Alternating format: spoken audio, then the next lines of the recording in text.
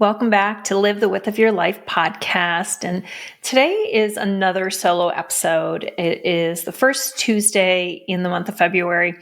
And this year, I've decided to really integrate and incorporate the themes of the Live the Width of Your Life book with the podcast. So twice a month, you'll get a solo episode with just me. And then the other two times, you'll get a guest. And I really appreciate the positive feedback that you have shared with me on these solo episodes. So today's episode and the theme for the month of February is self-love and service to others. And the month of February is typically associated with Valentine's Day, and we focus so much on giving gifts to others. And for me, it was really important to say, how do we turn that love inward on ourselves? Because sometimes we don't give ourselves the love that we give others. And then also, how can we be of greater service to our neighbors, to our family, to our friends, to our communities, and really to others in the world, and shine our light a little bit more brightly? So if you have a copy of the book, I hope you're following along. Hope you're doing all the journal entries and the prompts. And if you're not, I just wanted to share some themes and something maybe that you can do as you follow along with this podcast. So the first thing is to focus on what's within our control. There is so much happening in the world, and I personally have really taken a step back from the news. I've taken a step back from the sources that I choose to read, the information that I'm consuming.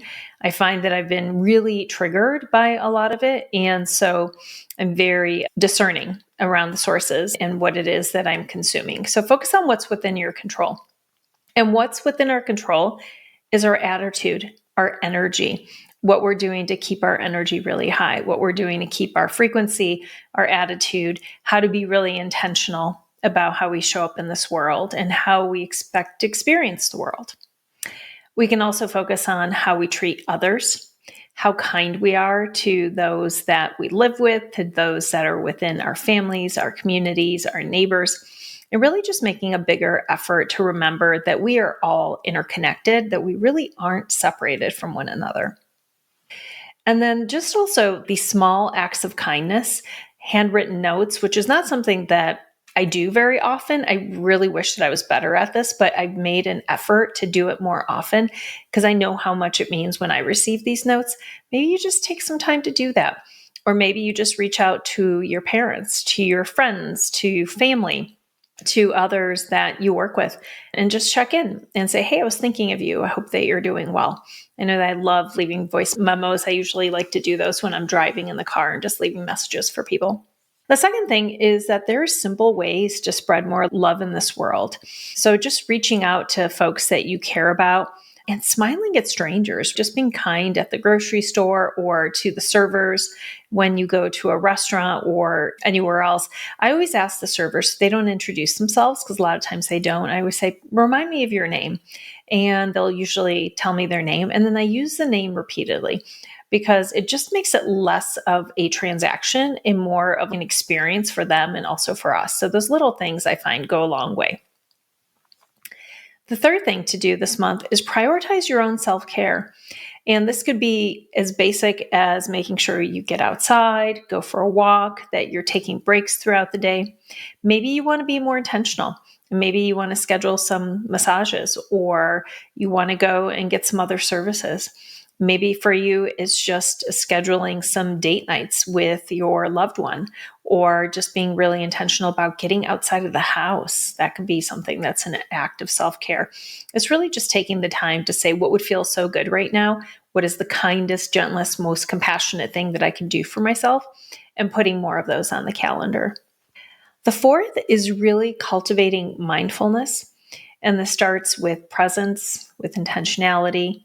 It's really using all of our five senses to take in the moment that we're in, spending more time, your mind, your body, your spirit, everything in this present moment instead of time traveling, and really calling in our energy so it's not disparate. The fifth thing is to embrace self-acceptance. I think when I was younger, I just had such high expectations of myself, and I would get so frustrated or disappointed or upset if I made a mistake or if someone caught it. It just would be something that lingers. And I just give myself so much more grace. And I find that by doing that and releasing a lot of the self-judgment, I'm able to do that for others as well. And my life is so much better since I started doing that. And of course, I still get disappointed and want to do great work. And I expect the same from others, but just giving ourselves a whole lot more grace and acceptance for where we are is really important. And some days 100% is a certain level, and other days we just need a little bit more of a break. We need more rest. Maybe we just need to give ourselves more time to get things done. So really, it just means checking in with yourself and then being extra kind. The sixth thing is to make a positive ripple effect. Energy is infectious. And if you've ever been in a room with someone who is really negative, you may have taken that on and left going, oh, that didn't feel so great. Or maybe you're around someone who is so positive and their energy was so infectious. What if we decided to be that person? Everywhere you go, every person that you interact with, just be so aware and conscious of it and choose to be a really positive person, because what will happen is that other person will be impacted and then they'll go and they'll impact the next person. We could start to see this ripple effect in our communities and everywhere that we go. Number 7 is to develop a gratitude practice. So I swear gratitude is the number one thing I can do, that and breath work, but really to shift my mindset. I spend so much time in gratitude first thing in the morning. I find like it's a great way to prime myself and to really focus in on just being grateful. It shifts my entire perspective. I walk throughout the day just being really aware of things that I'm grateful for. And it's made such a huge difference in my life to be able to do this and to be grateful. You can just start off your morning and say, what are 3 things I'm most grateful for? Sometimes I do it just laying in bed before I wake up. Sometimes I journal on it, and also doing it before you go to bed. Great ways to do it. We have a group text message with our family. We say, what are you most grateful for today? Which reminds me, I haven't sent it out yet. And those are just great things that you can do. And gratitude just fixes so much. And then 8 is really setting some healthy boundaries. Boundary setting is something that I wish I'd learned. I wish I was better at it when I was younger. It's really identifying what is a strong yes and what is a no in my system. And the older I get, the more I really am looking for a full-bodied yes, unless there's a real reason where I feel like I should say yes. But there are too many times in life that we should do something and we do it. And then in my personal experience, I'm either resentful or upset and really second guess myself. And so just getting much more clear about boundaries around what I choose to say yes to and what I choose to say no to is really important. And reframing some of the negative talk that goes with that, with being really supportive and saying, hey, good job today, noticing what your energy level was and saying no to something that just didn't feel aligned. And then the final piece of self-care and self-love this month is just to shine our light brightly. It's so easy to get discouraged, to get disappointed, to feel upset, to get angry, all of these lower frequency emotions when we are watching the news or we're talking to someone, or if your feed is just filled with things that are really not that supportive. But we can turn that around and we can focus in on being the light that others need to see, shining our own light brightly, and then in turn, watching what the ripple effect is out in the community. If every single one of us chose to do this and chose to be kind every day and just show up in a really positive way for others that encounter us, it will make a difference. You will feel better. The people you interact with will feel better. The interactions themselves will probably be so much better.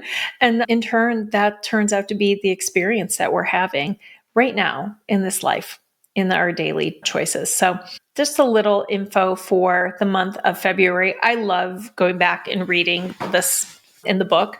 And there's a quote that I love from Muhammad Ali. It's for February 2nd. And it says, service to others is the rent you pay for your room here on earth. And I just thought that was such a great quote as a reminder to say, while we're here, why not? Why not be a positive light in this world? So thank you so much for listening. And I hope that you are enjoying these mini episodes. I would love to hear from you. And if you're reading the book, send me a note. I'd love to hear what your favorite month is. Have an amazing day.